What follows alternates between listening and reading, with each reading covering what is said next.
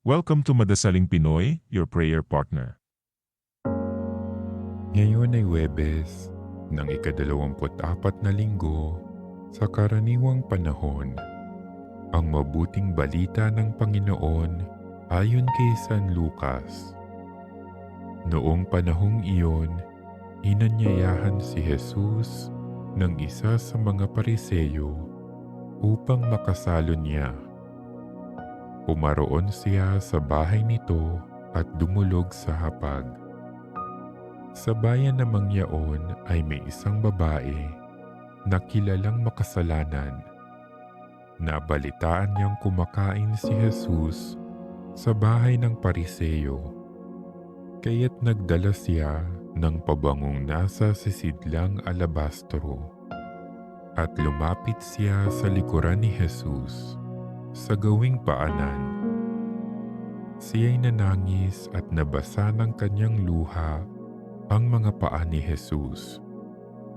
Pinunasan niya ang mga ito ng kanyang buhok, hinagkan at pinahira ng pabango.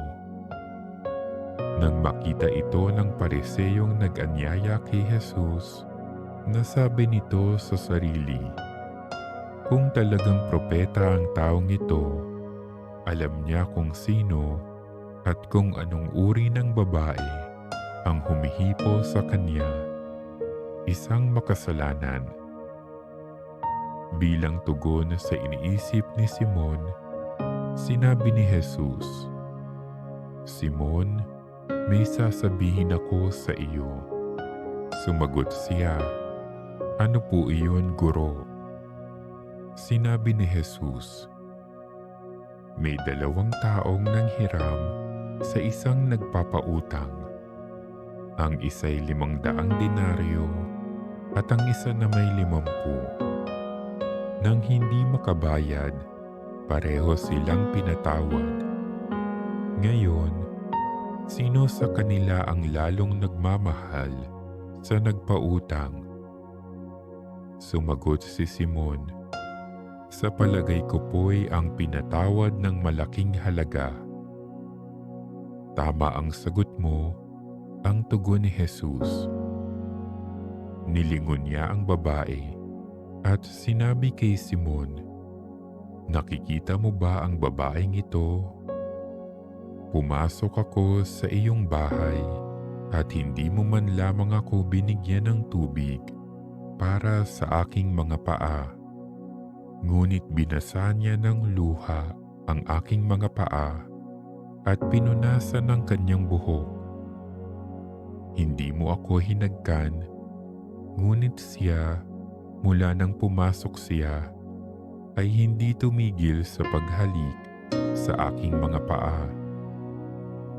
Hindi mo pinahira ng langis ang aking ulo, subalit pinahiran niya ng pabango ang aking mga paa.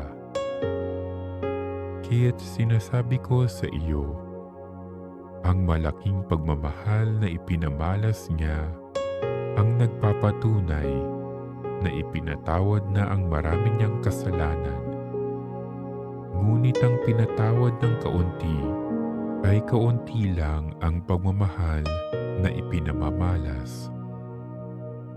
Saka sinabi sa babae, "Ipinatawad na ang iyong mga kasalanan." At ang kanyang mga kasalo sa pagkain ay nagsimulang magtanong sa sarili, "Sino ba itong pati pagpapatawad sa kasalanan ay pinangangahasan?" Ngunit sinabi ni Jesus sa babae, "Iniligtas ka ng iyong pananalig. Yumaon ka na't ipanatag mo ang iyong kalooban." Ang mabuting balita ng Panginoon.